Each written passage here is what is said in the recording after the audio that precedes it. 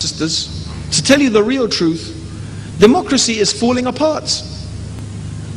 In many countries you will find that democracy is failing.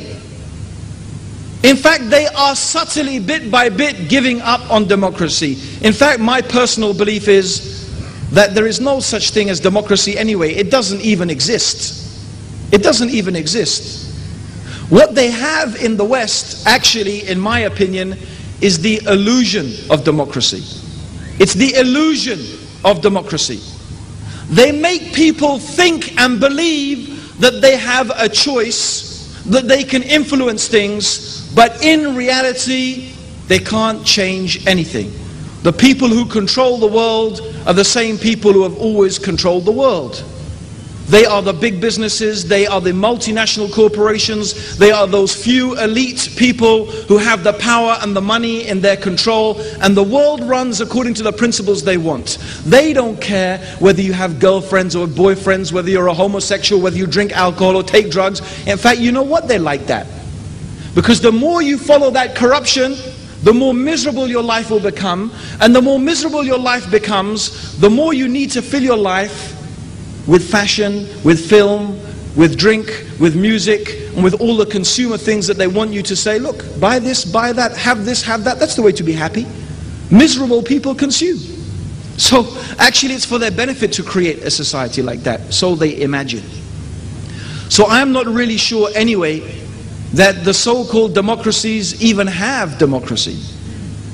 And one of the things that highlights that for me is that in England recently, not only in England, but in Italy and all over Europe, they had massive demonstrations against the war in Iraq. In England we had 2.5 million people gather together to protest this war. In Italy it was 5 or 6 million. This is the biggest demonstrations there have ever been in history in Europe that we know about.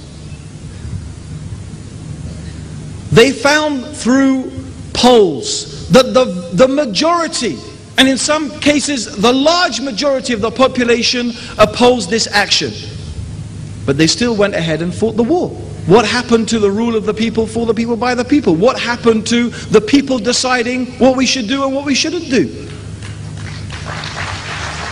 And so we find in many countries that is the case. We find in many countries that is the case. I don't know much about Indian politics, but I suspect that a very small minority actually decides what happens in this country. In America, George Bush was not even democratically elected. He was appointed by the Supreme Court. In fact, he was in the process of losing the election.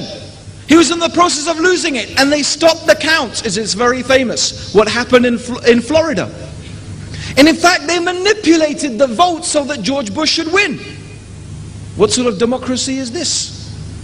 So this is what we really find. That, as the famous saying goes, democracy is hypocrisy.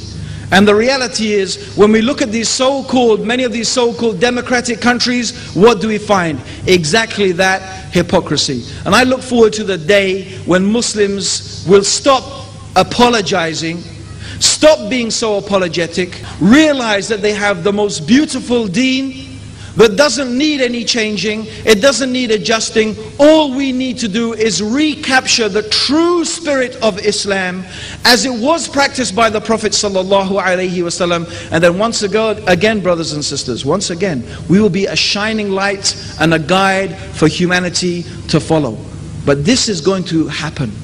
This is only going to happen when you change your life. When you and me, brothers and sisters, when we implement Allah's law in our life, when we implement Allah's Sharia in our life, when we obey Allah, when we display the characteristics of gentleness and kindness and love and compassion and justice, yet at the same time firmness upon obedience to Allah, we will see that when we have established the Islamic State in our hearts, Allah will establish the Islamic State on the earth. Allahumma salli ala Muhammadin wa ala alihi wa sahbihi wa sallam.